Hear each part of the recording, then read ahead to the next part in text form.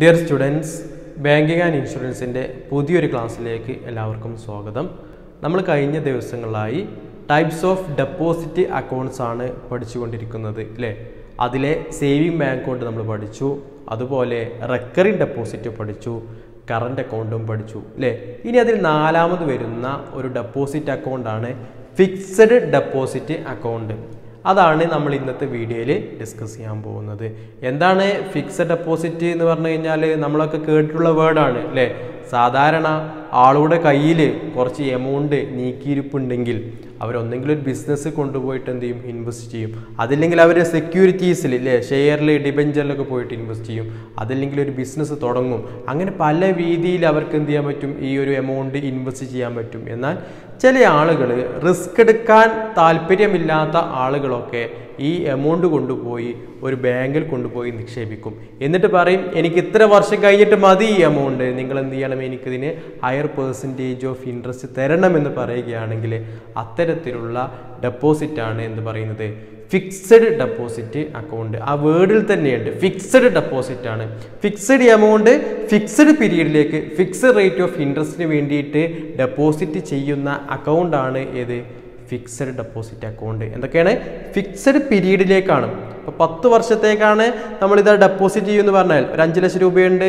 ഈ 5 ലക്ഷം രൂപ 10 വർഷത്തേക്ക് എന്ത് ചെയ്യണം, നിങ്ങൾ ബാങ്കിൽ ഇൻവെസ്റ്റ് ചെയ്യണമെങ്കിൽ നിങ്ങൾക്ക് എന്ത് ചെയ്താൽ മതി, 10 വർഷം കഴിഞ്ഞിട്ട് തന്നാൽ മതി. അവിടെ എമൗണ്ട് ഫിക്സഡ് ആണ്, 10 ലക്ഷം രൂപ എന്ന് പറയുന്നത്. റേറ്റ് ഓഫ് ഇൻട്രസ്റ്റ് ബാങ്കും എന്ത് ചെയ്യും, നിശ്ചയിക്കും. അങ്ങനെ എല്ലാ ഫിക്സഡ് ആയിട്ടുള്ള കാര്യങ്ങളാണ് ഇതിൽ വരിക, ഫിക്സഡ് ഡെപ്പോസിറ്റ് അക്കൗണ്ടിൽ വരിക. അതോടൊപ്പം തന്നെ നമ്മൾ ഇങ്ങനെ അവിടെ ഇൻവെസ്റ്റ് ചെയ്ത് കഴിഞ്ഞാൽ, ഫിക്സഡ് ഡെപ്പോസിറ്റ് ചെയ്ത് കഴിഞ്ഞാൽ സ്വാഭാവികമായിട്ടും നമുക്ക് മറ്റുള്ള ഡെപ്പോസിറ്റിൽ നിന്നും കിട്ടുന്നതിനേക്കാൾ വലിയൊരു ഇൻട്രസ്റ്റ് നമുക്ക് ഏതിൽ നിന്ന് കിട്ടും, ഫിക്സഡ് ഡെപ്പോസിറ്റ് അക്കൗണ്ടിൽ നിന്നും കിട്ടും. സെയിം ബാങ്ക് അക്കൗണ്ടിൽ നിന്നും ഇൻട്രസ്റ്റ് കിട്ടുന്നതിനേക്കാൾ കറണ്ട് അക്കൗണ്ടിൽ ഇൻട്രസ്റ്റേ കിട്ടില്ല. റെക്കറിംഗ് ഡെപ്പോസിറ്റിനേക്കാൾ വലിയ ഒരു ഇൻട്രസ്റ്റ് ഏതിൽ നിന്ന് കിട്ടും, ഫിക്സഡ് ഡെപ്പോസിറ്റ് അക്കൗണ്ടിൽ നിന്ന് കിട്ടും. അതുപോലെ തന്നെ ഫിക്സഡ് ഡെപ്പോസിറ്റ് നമ്മൾ ഇൻവെസ്റ്റ് ചെയ്ത് കഴിഞ്ഞാൽ നമുക്ക് അവരൊരു റെസീപ്റ്റ് തരും. ഇത്തിരി എമൗണ്ട് നിങ്ങളെ കയ്യിൽ നിന്ന് നിങ്ങൾ വാങ്ങി വെച്ചിട്ടുണ്ട് എന്ന് പറഞ്ഞ് അവർ നമുക്കൊരു റെസീപ്റ്റ് തരും. അതിനെയാണ് എന്താ പറയുക, ഫിക്സഡ് ഡെപ്പോസിറ്റ് റെസീപ്റ്റ്. എന്താണ് ഫിക്സഡ് ഡെപ്പോസിറ്റ് റെസീപ്റ്റ്, അതല്ലെങ്കിൽ FD റെസീപ്റ്റ് എന്നാണ് അതിന് പറയാം. ഈ റെസീപ്റ്റ് ഉപയോഗിച്ചുകൊണ്ട് തന്നെ നമുക്ക് വേറെ ഏതെങ്കിലും ബാങ്കിൽ പോയിട്ട് ലോൺ എടുക്കാനൊക്കെ പറ്റും. നമുക്ക് അടിയന്തരമായിട്ട് എന്ത് ചെയ്യണം, പൈസക്ക് ആവശ്യമാണെങ്കിൽ നമുക്ക് ബാങ്കിൽ നിന്ന് ലോൺ എടുക്കാൻ പറ്റും. അങ്ങനെ ഒരുപാട് കാര്യങ്ങളുള്ള ഒരു അക്കൗണ്ടാണ് ഏത്, ഫിക്സഡ് ഡെപ്പോസിറ്റ് അക്കൗണ്ട് എന്ന് പറയുന്നത്. നിങ്ങൾ ഏറെക്കുറെ കേട്ടതും പരിചയമുള്ളതുമായിട്ടുള്ള അക്കൗണ്ട് തന്നെയാണ്. കൂടുതലായിട്ടൊന്നും പറയുന്നില്ല. എന്താണ് അതിലുള്ള കാര്യങ്ങൾ, എന്തൊക്കെയാണ് അതിലുള്ളത് എന്ന് മാത്രമേ നമ്മൾ എന്ത് ചെയ്യുന്നുള്ളൂ, ഡിസ്കസ് ചെയ്യുന്നുള്ളൂ. നമുക്ക് നോക്കാം. ഫിക്സഡ് ഡെപ്പോസിറ്റ് അക്കൗണ്ട് FD എന്ന് പറഞ്ഞു കഴിഞ്ഞാൽ എന്തുതന്നെയാണ്, ഫിക്സഡ് ഡെപ്പോസിറ്റ് ആണ്. റെക്കറിംഗ് ഡെപ്പോസിറ്റിനെ RD എന്ന് പറയും. റെക്കറിംഗ് ഡെപ്പോസിറ്റിനെ RD എന്ന് പറയും. ഓക്കെ, അപ്പോൾ നമ്മൾ സേവിംഗ് ബാങ്ക് അക്കൗണ്ടിനെ SB അക്കൗണ്ട് എന്ന് പറയും. Saving bank account SB account എന്ന് പറയും. നമ്മളിപ്പോൾ നോക്കുന്നത് ഫിക്സഡ് ഡെപ്പോസിറ്റ് അക്കൗണ്ട് എന്താണെന്നുള്ളതാണ്. നോക്കാം. Fixed deposits are money deposited by customer for a fixed period. ഒരു ഫിക്സഡ് പീരീഡിലേക്ക് കസ്റ്റമർ ഒരു എന്ത് ചെയ്യാണ്, എമൗണ്ട് ഡെപ്പോസിറ്റ് ചെയ്യുകയാണെങ്കിൽ അതിനെയാണ് എന്താ പറയുക, ഫിക്സഡ് ഡെപ്പോസിറ്റ് അക്കൗണ്ട് എന്ന് പറയുക. ഫിക്സഡ് പീരീഡിലേക്കാണ് അവിടെ എന്ത് ചെയ്യുന്നത്, ഡെപ്പോസിറ്റ് ചെയ്യുന്നത്. നമ്മൾ ഇന്ന് പോയി ഇന്നലെ എടുക്കാൻ വേണ്ടിയിട്ടല്ല, ഒരു പീരീഡ് സ്പെസിഫൈ ചെയ്യും. ആ പീരീഡ് കഴിഞ്ഞിട്ടാണ് നമ്മൾ എന്ത് ചെയ്യുന്നത്, അത് വിഡ്രോ ചെയ്യുന്നത്.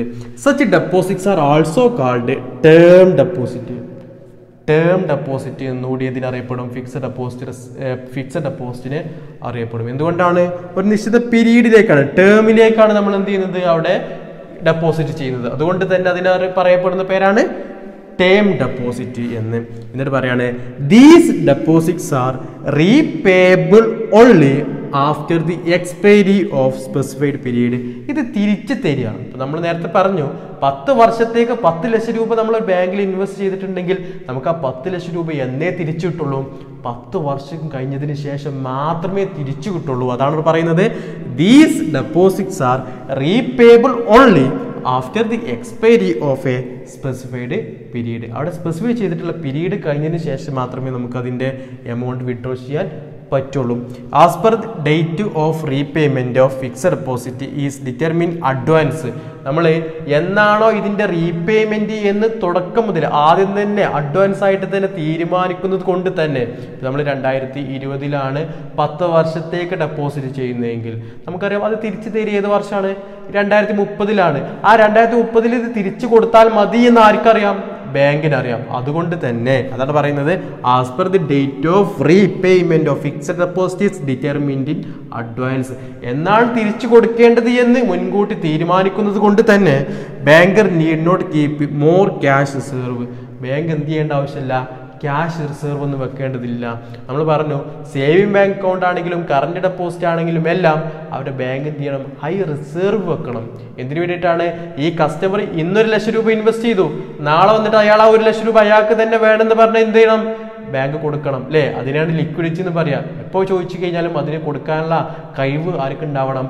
ബാങ്കിനുണ്ടാവണം. എന്നാൽ ഫിക്സഡ് ഡെപ്പോസിറ്റ് എന്ന് പറഞ്ഞു കഴിഞ്ഞാൽ ഫിക്സഡ് പീരീഡ് ആണ്. ആ ഫിക്സഡ് പീരീഡ് കഴിഞ്ഞതിന് ശേഷം മാത്രം കൊടുത്താൽ മതി. അതുകൊണ്ട് തന്നെ ബാങ്ക് ഹൈ റിസർവ് അവിടെ വെക്കേണ്ടതില്ല. ഈ എമൗണ്ട് ഉപയോഗിച്ചിട്ട് ബാങ്കിന് എന്ത് ചെയ്യാൻ പറ്റും? ബിസിനസ് നടത്താൻ പറ്റും, മറ്റുള്ള ആവശ്യങ്ങൾക്ക് വേണ്ടി ഉപയോഗിക്കാൻ പറ്റും അല്ലേ?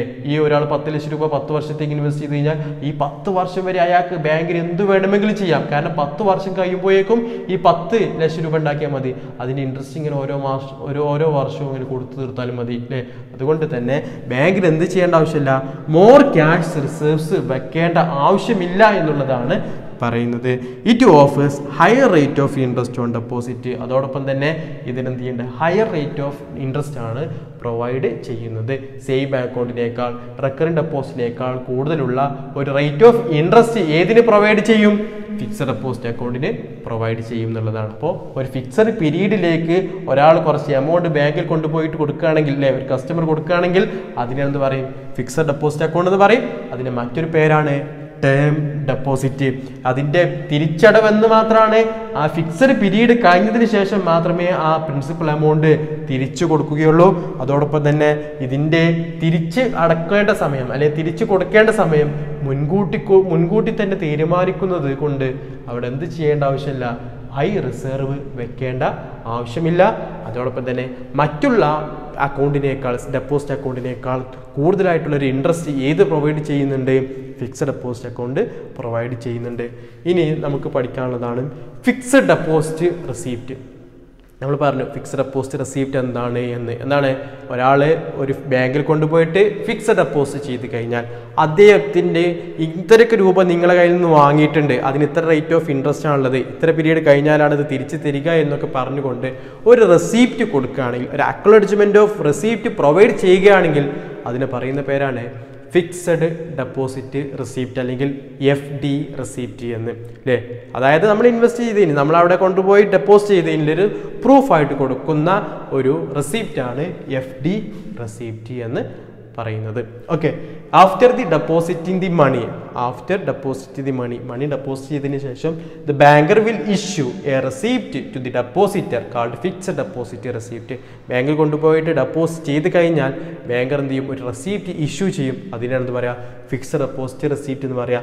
It is an acknowledgement of receipt of deposit by the banker. Banker കൊടുക്കുന്ന ഒരു അക്നോളജ്മെന്റ് ഓഫ് റെസീപ്റ്റ് ആണ്. ഇത്ര എമൗണ്ട് ഒക്കെ അവിടെ കിട്ടിയിട്ടുണ്ട് എന്ന് പറഞ്ഞു കൊടുക്കുന്ന റെസീപ്റ്റ് ആണ്. Such receipt may include amount received four fixed deposit, period, rate of interest etcetera. ഈ ഒരു ഫിക്സഡ് ഡെപ്പോസിറ്റ് റെസീപ്റ്റിൽ എന്തൊക്കെ ഉണ്ടാവും? എത്ര എമൗണ്ട് ആണ് കിട്ടിയതെന്നും അത് എത്ര വർഷത്തേക്കാണുള്ളതെന്നും അതിൻ്റെ റേറ്റ് ഓഫ് ഇൻട്രസ്റ്റ് എത്രയാണെന്നുള്ളതൊക്കെ ഏതിലുണ്ടാവും? ഈ ഫിക്സഡ് ഡെപ്പോസിറ്റ് റെസീപ്റ്റിൽ ഉണ്ടാവും എന്നുള്ളതാണ് പറയുന്നത്. ജസ്റ്റ് എന്താണെന്ന് മാത്രം മനസ്സിലാക്കിയാൽ മതി. FDയിൽ ഡെപ്പോസിറ്റ് ചെയ്ത് കഴിഞ്ഞാൽ നമുക്കതിൽ നിന്നും കിട്ടുന്ന ഒരു റെസീപ്റ്റാണ് ഏത്? ബാങ്ക് ഇങ്ങനെയൊക്കെ പറഞ്ഞ് ഇത്ര എമൗണ്ട് ഉണ്ട്, അത് ഇത്ര വർഷത്തേക്കാണ്, ഇത്രയാണ് റേറ്റ് ഓഫ് ഇൻട്രസ്റ്റ് എന്ന് പറഞ്ഞ് ഒരു റെസീപ്റ്റ് തരികയാണെങ്കിൽ അതിനെയാണ് എന്താ പറയുക, ഫിക്സഡ് ഡെപ്പോസിറ്റ് റെസീപ്റ്റ് എന്ന് പറയുക. ഇനി ഈ FD അക്കൗണ്ടിൻ്റെ അഡ്വാൻറ്റേജസ് എന്തൊക്കെയാണെന്ന് നോക്കാം. ഒന്നാമത് പറയുന്നു amount deposited will be safe in the hands of banker. ഇപ്പോൾ ഒരു നല്ല ക്യാഷ് കയ്യിലുള്ള ഒരാളാണെങ്കിൽ വീട്ടിലത് സൂക്ഷിക്കുകയാണെങ്കിൽ അദ്ദേഹത്തിന് റിസ്ക് ഉണ്ട് അല്ലേ? ചിലപ്പോൾ എന്ത് ചെയ്യാം, ആ ക്യാഷ് പോയേക്കാം. കള്ളന്മാരോ അല്ലെങ്കിൽ വേറെ ഏതെങ്കിലും തരത്തിലൂടെ എന്ത് ചെയ്യാം ആ ക്യാഷ് നഷ്ടപ്പെട്ടേക്കാം. അതിന് വേണ്ടിയിട്ടാണല്ലോ ഇപ്പോൾ ഈ ഗോൾഡും അതുപോലുള്ളതൊക്കെ നമ്മൾ സേഫ് ഡെപ്പോസിറ്റ് ലോക്കറിൽ ബാങ്കിൽ കൊണ്ടുപോയി വെക്കുന്നത്. എന്നാൽ ക്യാഷ് അങ്ങനെ വെക്കില്ല. ക്യാഷ് നമുക്കവിടെ ഡെപ്പോസിറ്റ് ചെയ്ത് കഴിഞ്ഞാൽ 2 അഡ്വാൻറ്റേജ് ഉണ്ട്. നമ്മുടെ എമൗണ്ട് അവിടെ സേഫാണ്, അതിൽ നിന്നും ഇൻട്രസ്റ്റ് കിട്ടുകയും ചെയ്യും. അതാണ് പറഞ്ഞത് amount deposited will be safe in the hands of banker. ബാങ്കറുടെ കയ്യിൽ എന്താണ് ഈ എമൗണ്ട് സേഫ് ആണ്. രണ്ടാമത്തത് ഹൈ റേറ്റ് ഓഫ് ഇൻട്രസ്റ്റ്. മറ്റുള്ള ഡെപ്പോസിറ്റ് അക്കൗണ്ടുകളേക്കാൾ വലിയ റേറ്റ് ഓഫ് ഇൻട്രസ്റ്റ് ഇത് പ്രൊവൈഡ് ചെയ്യുന്നുണ്ട്. ഫിക്സഡ് ഡെപ്പോസിറ്റ് അക്കൗണ്ട് പ്രൊവൈഡ് ചെയ്യുന്നുണ്ട്. Next it guarantees high income to depositor. ഡെപ്പോസിറ്റർക്ക് എന്താണ് ഒരു ഹൈ ഇൻകം കിട്ടുകയാണ്. ചില ആളുകളൊക്കെ അവരെ കയ്യിലുള്ള എമൗണ്ട് ബാങ്കിൽ നിക്ഷേപിച്ചുകൊണ്ട് അതിൽ നിന്നും പലിശ കിട്ടുന്ന ആ പലിശ ഉപയോഗിച്ച് ജീവിക്കുന്ന ഒരുപാട് ആളുകളുണ്ട്. അത് മാത്രം ഇൻകമായിട്ട് അവർക്ക് കിട്ടിയിട്ടുള്ള ഏതെങ്കിലും വലിയൊരു എമൗണ്ട് ബാങ്കിൽ കൊണ്ടുപോയിടുകയും അതിൽ നിന്ന് കിട്ടുന്ന ഇൻട്രസ്റ്റ് മാത്രം വാങ്ങി ജീവിക്കുന്ന ഒരുപാട് ആളുകളുണ്ട്.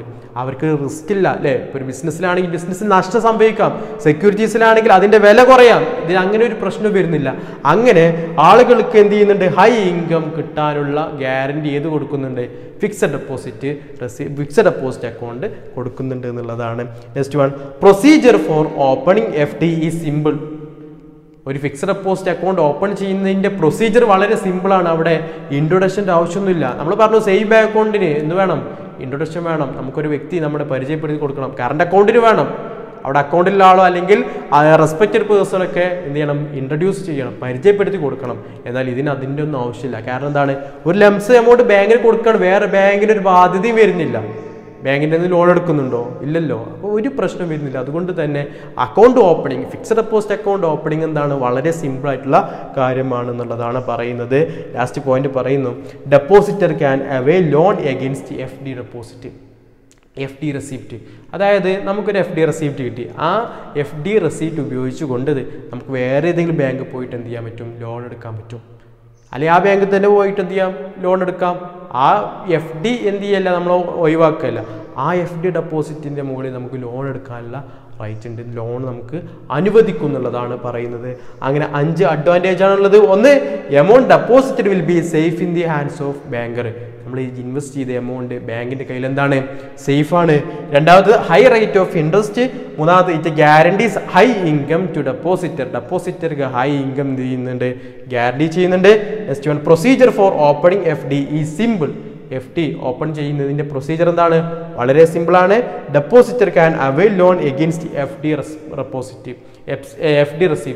റെസിപ്റ്റ് ഉപയോഗിച്ചുകൊണ്ട് കസ്റ്റമർക്ക് എന്ത് ചെയ്യാം, ബാങ്കിൽ പോയിട്ട് ലോൺ എടുക്കാനും പറ്റും എന്നുള്ളതാണ് പറയുന്നത്. അപ്പോൾ ഇത്രയും കാര്യങ്ങൾ നിങ്ങൾ ഫിക്സഡ് ഡെപ്പോസിറ്റ് അക്കൗണ്ടുമായി ബന്ധപ്പെട്ട ബേസിക് കാര്യങ്ങളായിട്ട് പഠിക്കാം. ഓക്കെ.